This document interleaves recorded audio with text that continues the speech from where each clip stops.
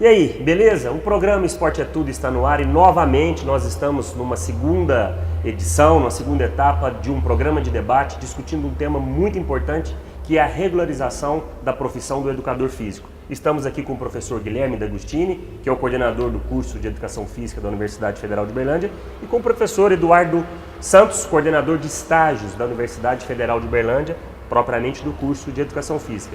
E nessa nossa segunda edição do programa, nós vamos continuar ainda falando sobre a regularização, especificamente sobre as multas, as penalidades que podem ter quem estiver envolvido nesse exercício irregular. Com relação aos estabelecimentos, academias, escolas, né, que praticam atividade irregular, que contratam o estagiário de forma irregular, que contratam um profissional que não é habilitado. Professor Guilherme, professor Eduardo, qual é a penalidade que ela pode sofrer? Olha, a academia ela seria autuada, receberia uma multa e não se enquadrando ou não se reorganizando, né, ela corre o risco, logicamente, de ser fechada. Porque esse realmente, na minha opinião, né, é um dos grandes problemas dessa ilegalidade. É porque só existe a profissão ilegal se alguém permitir. Esse é o ponto-chave da questão. A grande parte das academias, mas deixar bem claro que nem todas academias de Uberlândia ou do Brasil permitem a ilegalidade. Se as academias colaborassem com isso, iriam estar colaborando com a profissão. Porém, deixar bem claro, colaborar com a profissão é só permitir ali dentro profissionais qualificados, formados para trabalhar. E isso, logicamente, é mais caro do que permitir um estagiário para fazer a função de um profissional. E nós não podemos aqui concordar, né, com o exercício irregular da profissão. Como a gente não vai num médico, não entenderia um médico fazendo procedimentos, né, de saúde numa pessoa, pequenas cirurgias, eu acho que, ou cirurgias, como a gente não vai acompanhado nos tribunais de uma pessoa que não é habilitada, inscrita na OAB, que não seja advogado, a gente tem que concordar que nós temos que buscar a cada dia o fortalecimento dessa profissão, né? E também as pessoas podem estar sendo orientadas por um profissional ruim, que não foi devidamente capacitado, então a gente tem que trazer isso à tona e o programa Esporte é Tudo não poderia se furtar dessa discussão. Professores, com relação a essas atividades dança, yoga, calistenia, lutas, zumba, pilates, como é que elas ficam? Elas estão classificadas também como atividades que são, que têm que ser regulamentadas pela profissão, pelo CREF? Não, a maioria dessas atividades aí, elas têm caráter próprio. Então, o profissional que é praticante, não sei como que a pessoa se intitula professor de dança ou não, apesar de que dança tem graduação específica. A própria Universidade Federal de Uberlândia tem um curso de dança, né, que formam professores de dança, do mesmo jeito tem a música, né? Então elas não precisariam da formação de educação física. A própria yoga, a mesma coisa, tem curso próprio, existe curso de formação de professores ou instrutores, a palavra que eles usam, de zumba, né? As artes marciais também se enquadram nessa maneira. Então é diferente, porque essas atividades, vamos pensar assim, elas independem da formação da pessoa ser professor de educação física ou não. Então ela pode ser exercida? Sim. Então o próprio Pilates também, a pessoa não precisa ser professor de educação física para ser professor de Pilates. Basta fazer o curso de Pilates. Isso.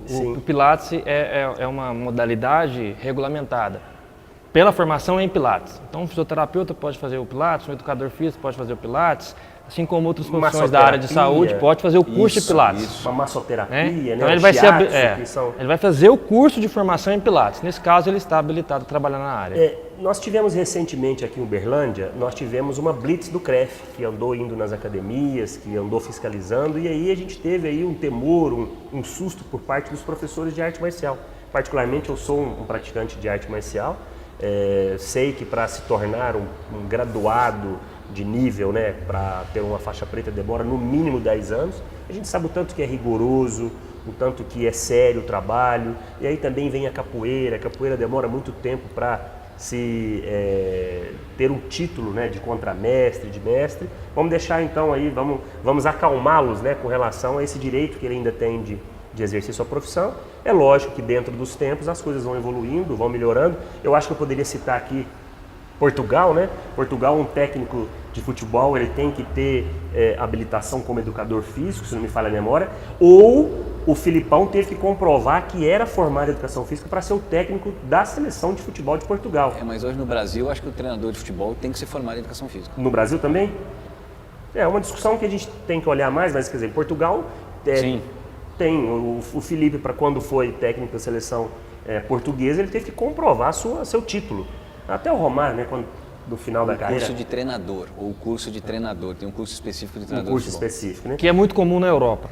Então a questão que existe aí no esporte de aventura, rapidamente, é a seguinte: existe uma disputa pelo campo do esporte de aventura entre os profissionais de educação física e os profissionais do turismo. Então está tendo uma regulamentação que é quem pode explorar essa área do esporte de aventura como profissão.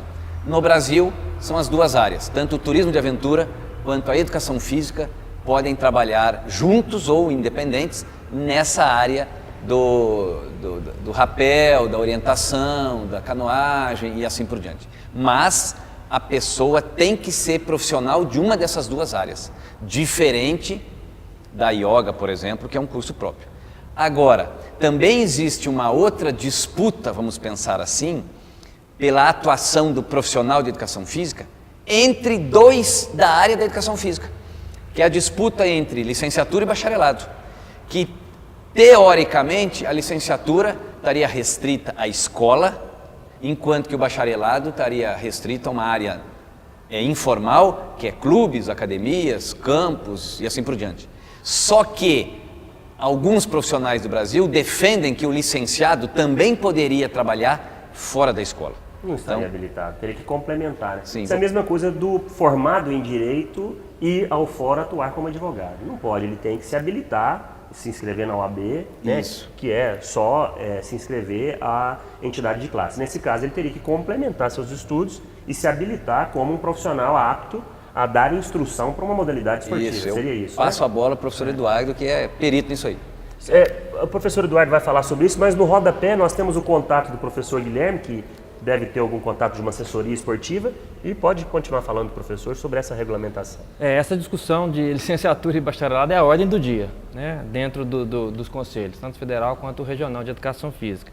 Porque o CREF, um dos pontos que ele fiscalizou também, na última vez que esteve na cidade, foi se os profissionais que estavam em academia tinham formação no bacharelado. Né? Porque no entendimento do CREF e nas diretrizes curriculares nacionais da educação, para trabalhar em espaços não formais, fora da escola, o professor de educação física deve ter o curso de bacharelado.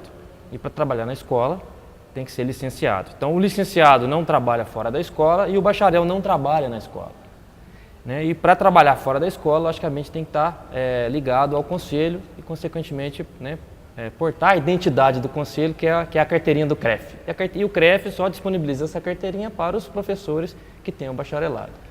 Bom, eu acho que está muito bom essa edição nossa especial, dividida em duas partes. Nós estamos no segundo programa. Eu acho que um terceiro poderia ser a discussão da importância da educação física nas escolas, uma coisa controvérsia, uma obrigatoriedade ou não, a não oportunidade para que jovens, crianças possam passear por modalidades esportivas e fazer aquilo como uma escolha de vida saudável. Então, acho que é uma discussão para o próximo programa. Esse programa está discutindo aqui a regularização do exercício da profissão de educação física. Nós estamos favoráveis, juntos, lógico, como programa, que as academias, os clubes, as modalidades esportivas, elas possam estar aí dirigidas, coordenadas, acima de tudo, assistidas por um profissional devidamente habilitado. É muito importante que isso se esclareça. Nós fazemos defesa do esporte como uma ferramenta promotora de saúde de forma preventiva, e essa saúde preventiva tem que ser, lógico, realizada por um bom profissional. Professor, algo mais que nós podemos complementar com relação ao nosso tema de hoje? Eu queria só deixar um recado para a população, que na verdade a importância da prática do esporte é muito mais, né, do que as pessoas pensam. Na verdade, eu queria deixar para a população que esporte é tudo. Que bom, que bom. Professor, e Algo mais que possamos acrescentar, alguma denúncia que as pessoas possam fazer, principalmente com relação aos estagiários que podem ser sacrificados aí, né, trabalhando muito mais que a carga horária permite. Infelizmente ele não pode fazer isso, mas talvez faça pela necessidade de ter ali um incremento salarial. Como é que a pessoa que descobrir isso pode fazer? Como é que nós podemos fazer através do nosso programa um canal de promoção da educação nesse sentido? Particularmente, ouvindo o programa, eu nunca mais iria ter uma orientação de um profissional que não fosse habilitado e que não fosse realmente, não passasse pelos bancos de uma universidade. Tem algum telefone que nós podemos fazer? Que tipo de orientação que nós possamos? A orientação é fazer uma denúncia para o conselho. Né? Então aí o conselho, que é o órgão fiscalizador, o conselho tem que ir e responder a essa solicitação. E aí se o conselho não responder a essa solicitação, a essa denúncia, aí a pessoa parte para instâncias superiores até encontrar alguém que vai conseguir responder à solicitação que ela fez. Esse é o primeiro ponto. O segundo, que a gente promover através do programa uma campanha educativa, né? Vamos explicar para as pessoas que elas não podem buscar um profissional que não seja capacitado, que não esteja habilitado a ministrar o curso, ministrar as aulas. Principalmente as pessoas que se propõem a trabalhar de forma irregular. Então o estagiário que trabalha de forma irregular hoje é o futuro profissional amanhã. Então, se ele está trabalhando de forma irregular hoje, ele está ocupando o espaço de alguém regularmente, né, hábil a trabalhar, e ele será um futuro profissional, que poderá também ser substituído por um estagiário irregular. Infelizmente, tudo que é bom acaba rápido, nosso programa está chegando ao fim. Eu deixo aqui os microfones, primeiro o professor Guilherme, para suas considerações finais, para algum assunto que ainda nós eu gostaria de falar. deixar um alerta só para a população, né? Porque, infelizmente, não sei se é por ingenuidade nossa, e coloco no meio, quando a gente vai procurar qualquer profissional, independente da área, se eu for no médico, e várias vezes eu já fui no médico, eu nunca perguntei para ele se realmente ele era médico. O fato dele ter um consultório, de já estar lá, parece que eu já acredito que ele é médico e vou consultar. A mesma coisa de um engenheiro, de um arquiteto, de um veterinário. Eu nunca perguntei para levar um animal, um cachorro, realmente o senhor é veterinário? Não sei, mas a gente acredita. E as pessoas acreditam que todo mundo que prescreve exercício seja profissional de educação física. Mas na verdade muitos não são. Mas a pessoa não tem, nem passa na cabeça dela perguntar, porque para ela, se ele já trabalha com isso, é porque ele tem habilitação para trabalhar. Então nós não temos esse desconfiômetro, vamos dizer assim. Professor Eduardo, suas considerações finais, obrigado pela oportunidade e pela presença. Agradeço e sempre à disposição. Obrigado. O programa Esporte é Tudo, essa edição especial dividida em duas partes, ela chega ao fim.